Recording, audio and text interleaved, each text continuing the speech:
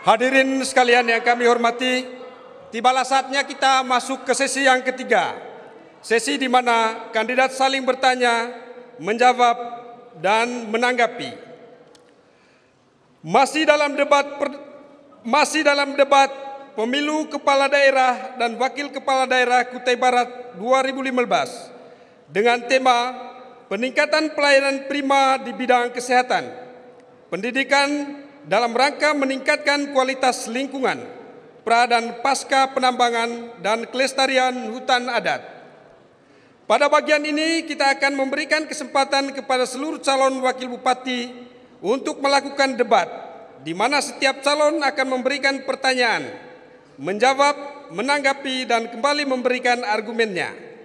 Pertanyaan yang diajukan maksimal hanya satu menit dan ditanggapi selama 2 menit. Lalu kembali ditanggapi oleh calon yang bertanya selama 2 menit. Dan akhirnya dengan argumen akhir 2 menit. Saya persilakan masing-masing calon wakil bupati untuk mengambil nomor undian untuk menentukan kepada calon wakil bupati nomor berapa pertanyaan disampaikan. Dimulai dari calon wakil bupati nomor urut 3. Kami persilakan.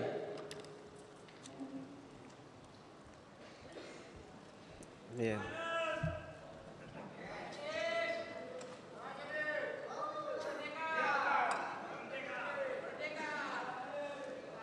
Tunjukin nomornya. 4 ya. 4. Kasih lihat ke arah TV. Calon nomor 3 bertanya kepada calon nomor 4. Berikutnya kita lanjut ke nomor urut 4.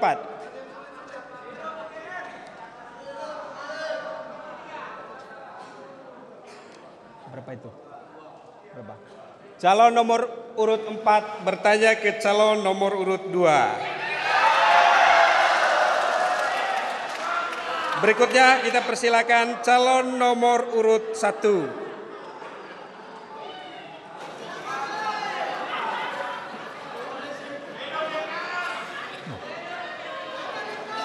Ulang.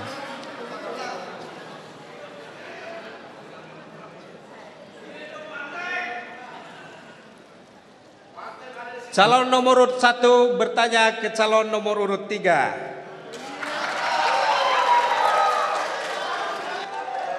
Berikutnya yang terakhir, calon nomor urut 2, kami persilakan.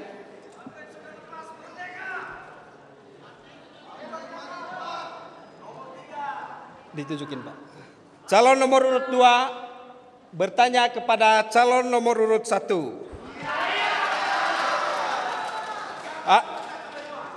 Hadirin sekalian yang kami hormati, kita mulai dari yang pertama. Kami persilakan untuk calon nomor urut 3 memberikan pertanyaan terlebih dahulu kepada calon nomor urut 4. Waktu Anda 1 menit untuk bertanya mulai dari sekarang. Baik, terima kasih moderator.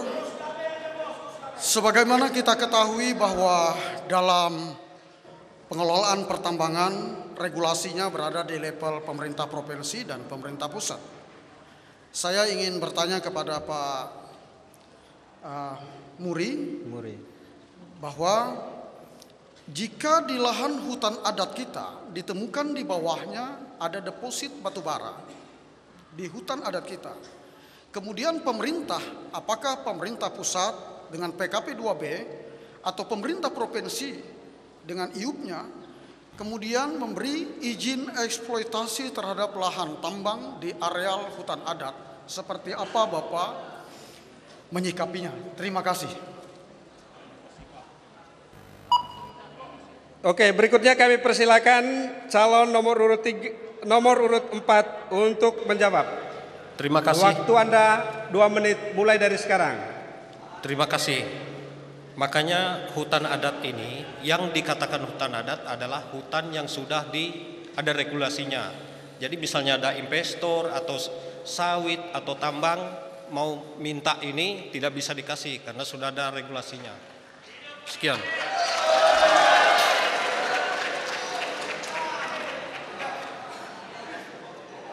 Anda masih punya waktu cukup. untuk menjawab? Cukup. Sudah?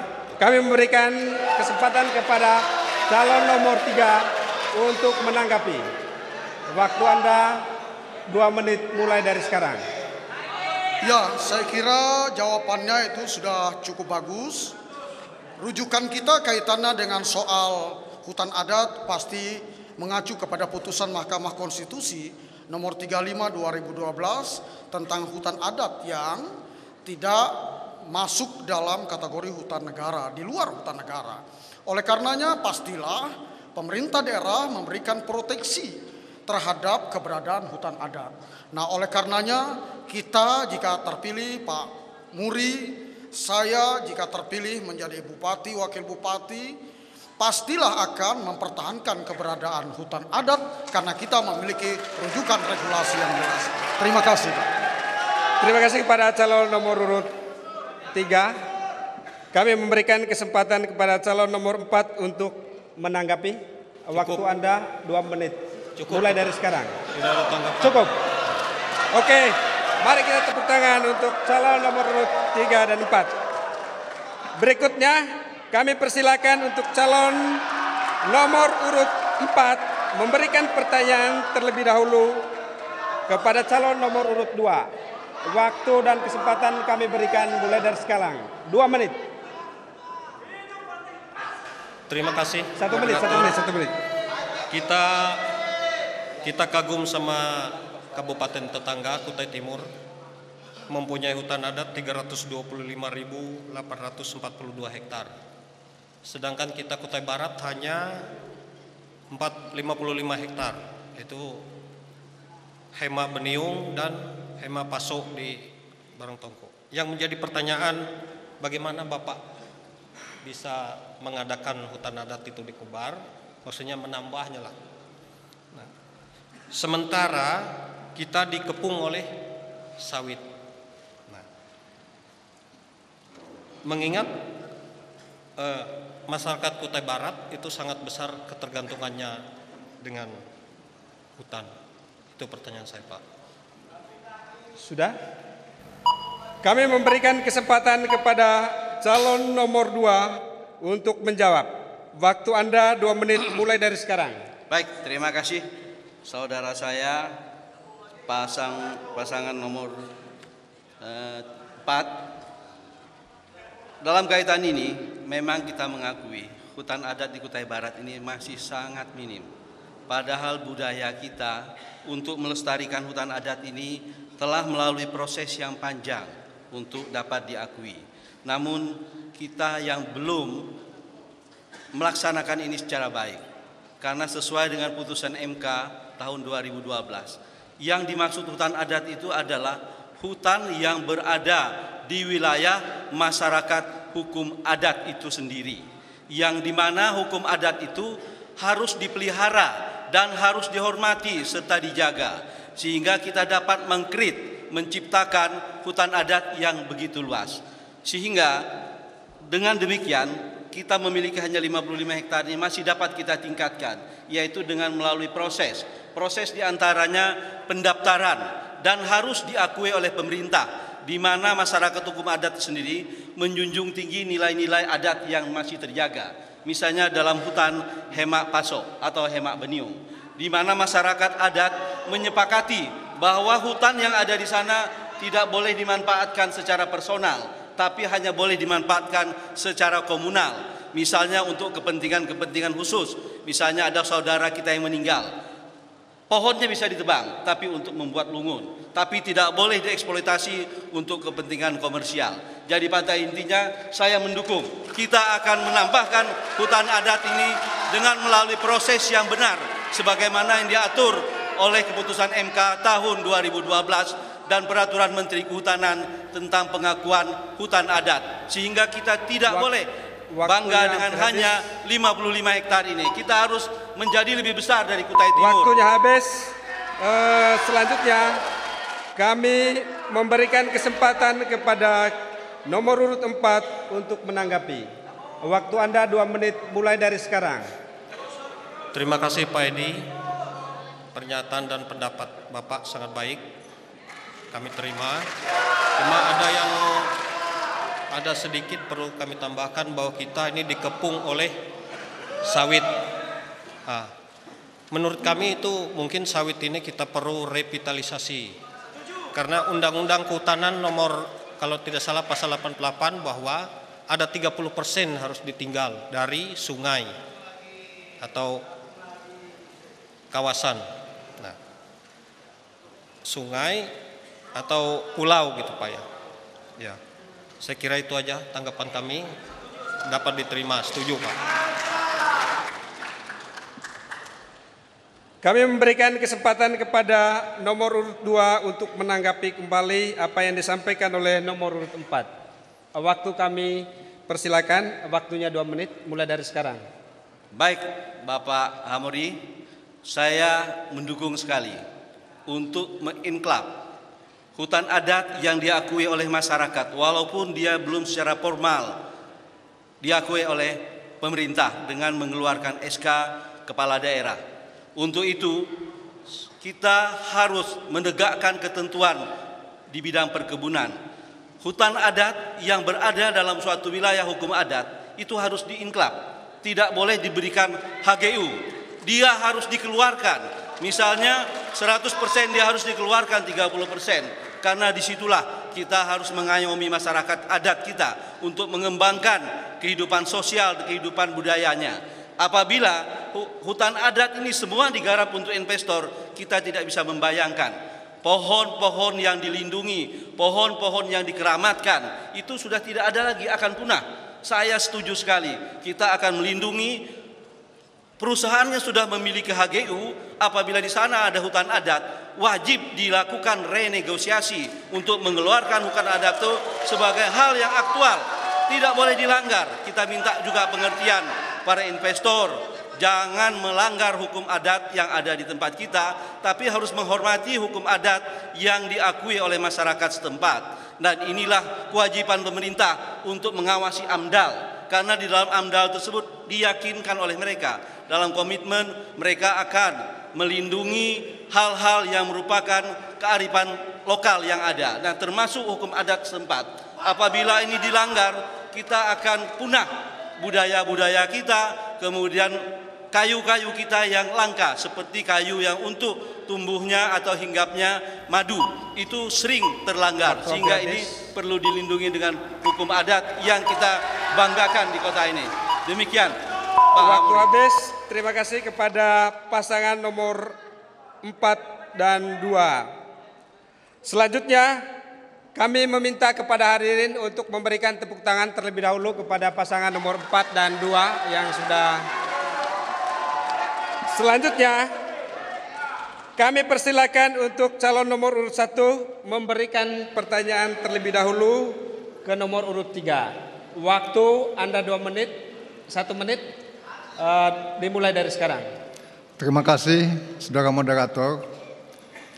Sebagaimana kita ketahui secara bersama, meskipun Kutai Barat ini memiliki berbagai kelengkapan sarana dan prasarana di bidang kesehatan dan pendidikan, tetapi pada praktek dan kenyataannya, baik di bidang kesehatan maupun di bidang pendidikan, masih saja menyisakan ketidakpuasan bagi masyarakat akan pelayanan-pelayanan kepada masyarakat.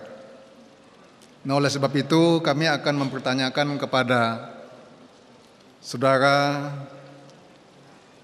Saripudin, upaya-upaya apa untuk mengatasi kesenjangan tersebut. Terima kasih. Waktunya habis. Selanjutnya kami memberikan kesempatan kepada calon nomor urut 3 untuk menjawab pertanyaan nomor urut 1. Waktu Anda 2 menit dimulai dari sekarang. Silakan. Baik, APBD kita dialokasikan untuk sektor pendidikan belum mencapai angka 20%. Menurut ketentuan Permendagri bahwa jika alokasi APBD tidak mencapai angka minimal 20%, maka ke depan bisa terancam APBD itu untuk ditolak. Kalau di tingkat kabupaten maka ditolak oleh pemerintah provinsi. Itu terjadi ketika APBD provinsi diajukan kepada Menteri Dalam Negeri mendapat penolakan.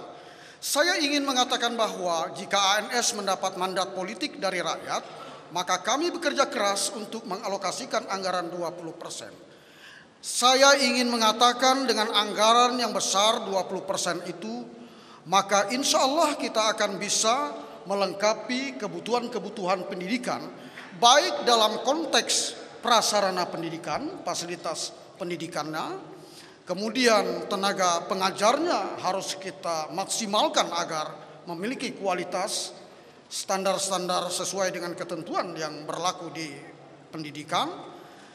Artinya apa? Jika anggarannya memadai, fasilitas sekolah sudah baik, kualitas guru memadai, kesadaran masyarakat tumbuh, anak didik sekolah dengan baik, maka ke depan kita akan menyaksikan bahwa sekolah kita akan semakin berkualitas. Nah, kita mengetahui hari ini Pak Jailani bahwa angka tidak melanjutkan sekolah ke perguruan tinggi dari Kutai Barat itu cukup tinggi jumlahnya. Tentu di dalamnya antara lain penyebabnya adalah keterbatasan dana. Nah, oleh karenanya ke depan melalui dana alokasi 20% itu kita bantu beasiswa kepada anak-anak Kutai Barat untuk sekolah ke luar daerah sana. Sehingga ke depan kami persilakan kepada nomor urut 1 untuk menanggapi. Waktu Bapak 2 menit. Kami persilakan mulai dari sekarang. Terima kasih Pak Sarapudin. Ternyata apa yang Anda sampaikan itu tidak jauh berbeda dengan apa yang disampaikan oleh visi dan misi kami. Jadi oleh sebab itu, apapun bentuk semua kebijakan yang sifatnya untuk membangun kepentingan masyarakat yang ada di Kutai Barat, mari kita secara bersama untuk saling bahu-membahu, saling membangun sinergitas untuk kepentingan kesejahteraan, kedamaian, dan keadilan masyarakat yang ada di Kutai Barat. Terima kasih. Bapak masih punya waktu, Pak? Masih punya banyak waktu untuk menanggapi? Cukup. Cukup? Oke, selanjutnya kami memberikan kesempatan kepada calon nomor urut 3 untuk menanggapi kembali. Waktu Anda 2 menit mulai dari sekarang. Terima kasih. Secara substansi Pak Jailani memahami apa yang saya sampaikan. Tentu spirit kita sama bahwa kita semua bekerja untuk meningkatkan kualitas pendidikan kita ke depan. Saya kira seperti itu. Cukup Pak Moderator. Cukup. Oke, hadirin sekalian, mari kita memberikan tepuk tangan dulu untuk nomor urut 1 dan nomor urut 3. Selanjutnya kami persilakan untuk calon nomor urut 2 memberi pertanyaan terlebih dahulu kepada calon nomor 1. Waktunya 1 menit, mulai dari sekarang. Baik, terima kasih saudaraku Haji Muhammad Jailani. Kita semua pasangan calon yang mana merepresentasikan keinginan masyarakat untuk mensejahterakan masyarakat Kutai Barat. Untuk memberikan ukuran yang jelas tingkat kesejahteraan masyarakat, saya ingin mengajak saudaraku Haji Ahmad Jailani, apa rumusan-rumusan kita yang jelas, indikator kita dalam meningkatkan kesejahteraan masyarakat. Untuk itu kami mohon dapat diberikan kepada saya dan kepada kita semua ukuran-ukuran itu sehingga menggambarkan kita, sehingga kita start dan akhirnya nanti akan sama di dalam memimpin Kutai Barat. Demikian Pak. Masih ada waktu Pak? Tidak dipakai waktunya? Cukup.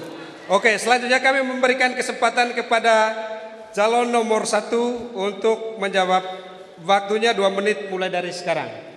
Baik saudaraku Edianto Arkan, saya akan menjawab sesuai dengan tema yang sudah ditetapkan oleh KPUD dan menjadi bahan debat dan diskusi kita pada siang hari ini. Yang pertama di bidang pendidikan, kalau kita berbicara tentang indikator secara fisik, tadi sudah kami jelaskan bahwa sasaran di bidang pendidikan adalah bagaimana kita untuk menurunkan tingkat angka buta aksara. Kalau pada saat ini, baik angka yang ada di provinsi maupun yang ada di kabupaten, angka tingkat buta aksara kita berada pada posisi 1,7%. Kedepannya nanti akan kita upayakan untuk diturunkan paling tidak antara 0,5% atau kalau bisa kita targetkan menjadi 0%. Ini angka buta aksara. Kemudian di bidang kesehatan, kita mengupayakan seperti apa yang disarankan tadi, bahwa kita akan melakukan peningkatan pencegahan terhadap penyakit menular. Nah, indikator yang bisa kita ukur pada saat ini adalah bagaimana secara fisik bahwa penyakit-penyakit menular yang ada di masyarakat itu sudah tidak ada lagi. Kemudian yang kedua adalah peningkatan gizi masyarakat. Manakala gizi masyarakat ini meningkat, otomatis tingkat kesehatan, tingkat pendidikan, kemudian tingkat kesejahteraan masyarakat itu dengan sendirinya akan meningkat dengan sendirinya. Jadi kami kira itu indikator-indikator yang bisa kami jelaskan dalam upaya kita untuk bisa meningkatkan kesejahteraan masyarakat yang ada di Kabupaten Kutai Barat. Terima kasih. Selanjutnya kami memberikan kesempatan kepada nomor urut 2 untuk menanggapi. Waktu Bapak 2 menit mulai dari sekarang. Baik, terima kasih. Apa yang disampaikan oleh saudaraku Haji Ahmad Jailani, indikator tersebut merupakan bagian-bagian daripada kesejahteraan.